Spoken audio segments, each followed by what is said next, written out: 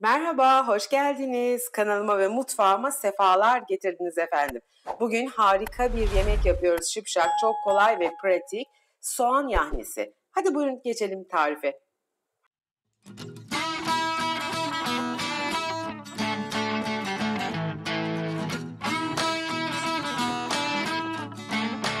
Şimdi 6 adet kuru soğanım var. Kuru soğanlarımı güzelce kabuklarını soydum ve yıkadım. Kuru soğanlarımı 4'e bölüyorum. İri iri doğruyorum. Yapılışı çok kolay, saniyeler içerisinde hemen. Evinizde malzemeniz yok, karnınız acıktı, acil yemek gerekiyor. İşte size mükemmel bir lezzet. Bu kadar da kolay. Doğradığımız soğanlarımızı şimdi hemen tavamıza alıyoruz.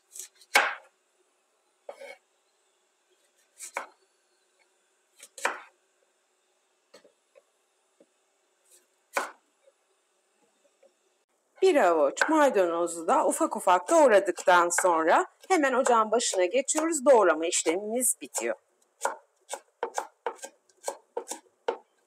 Soğanlarımızı tavaya aldık.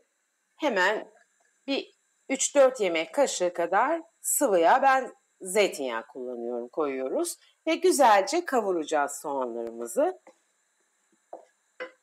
Hemen şöyle bir tutam kadar tuz atıyorum.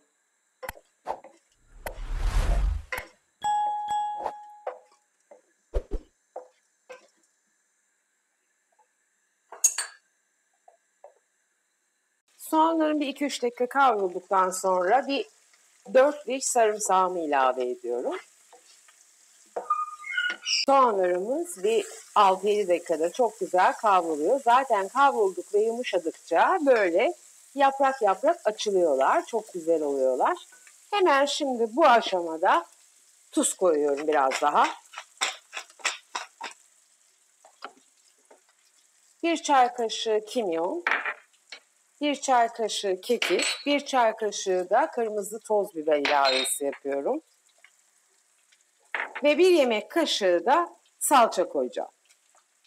Evet, 1 yemek kaşığı da salçamı ilave ediyorum ve güzelce kavurmaya devam ediyorum. Baharatların ve salçamın birlikte kavrulup lezzetlenmesini istiyorum.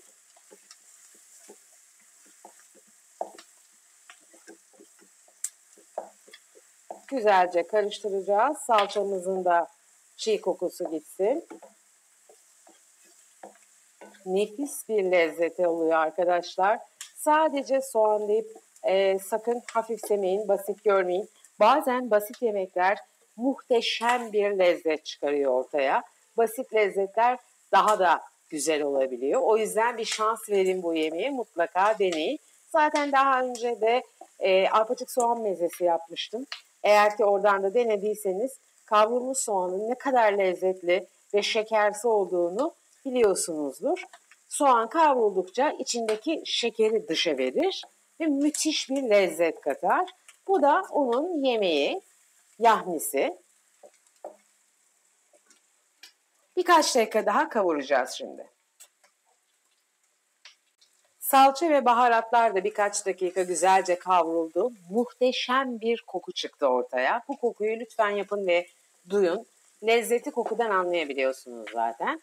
Hemen şimdi bu aşamada kaynamış olan yarım su bardağı suyumu ilave ediyorum.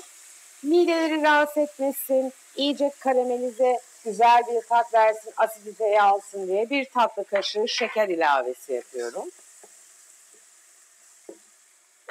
Çok az, hemen güzel bir lezzet katsın, acı tatlı umamiyi oluştursun diye hemen böyle 1 yemek kaşığı kadar da nar ekşisi ilavesi yapıyorum. Çok yakışıyor nar ekşisi, denemelisiniz. Birçok yemeğe müthiş bir lezzet katıyor. Görüyorsunuz fokur fokur kaynadı. Soğanlarım zaten güzelce karamelize oldu, yumuşadılar. Birazcık daha suyla sosunu oluştursun, kaynasın diye altını kısıyorum. Bir 2-3 dakika daha kaynatacağım. Altını kıstım, içten içe kaynıyor. Bir kapak kapatıyorum. Bir 3-4 dakika daha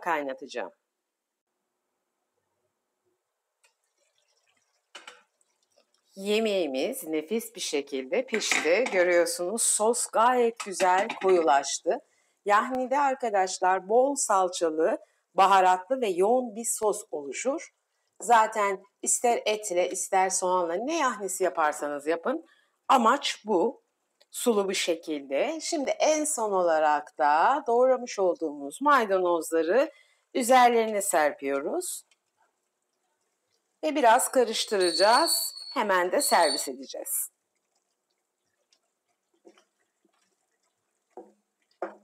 Müthiş kokular, sağlık, lezzet ve kolaylık. Umarım beğenmişsinizdir. Nefis yemeğimiz hemen hazır oldu. Şöyle tabağımıza alıyoruz ve afiyetle yiyeceğiz. Bakın çok güzel soğan yaprakları açıldı, yumuşadı. Müthiş bir görüntüye sahip oldu. Evet, bugün de bir tarifimizin sonuna geldik. Gerçekten çok lezzetli ve şifalı olduğuna inandığım müthiş, kolay bir yemek hazırladık.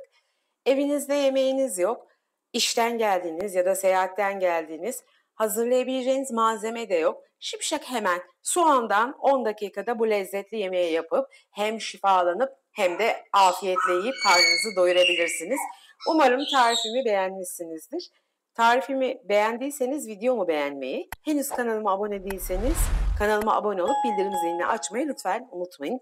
Daha gelecek çok enteresan ve çok güzel tarifler var. Onları kaçırmamak için bildirim zili çok önemli. Abone ol butonunun hemen yanındaki zil işaretini açmak gerçekten çok gerekli olan bir şey. Aynı zamanda bana da destek olmuş olursunuz. Bana desteklerinize devam etmek istiyorsanız eğer sosyal medyalarınızda tariflerimi paylaşırsanız, videolarımı ve aynı zamanda emoji de olsa ufak tefek yorumlar yaparsanız, videolarını beğenirseniz size minnettar kalırım. Hepinize çok teşekkür ediyorum. Hem beni bu dakikaya kadar izlediğiniz hem destekleriniz için. Hepinizi seviyorum. Sevgiyle kalın, saygıyla kalın, sağlıkla kalın. Hoşça kalın.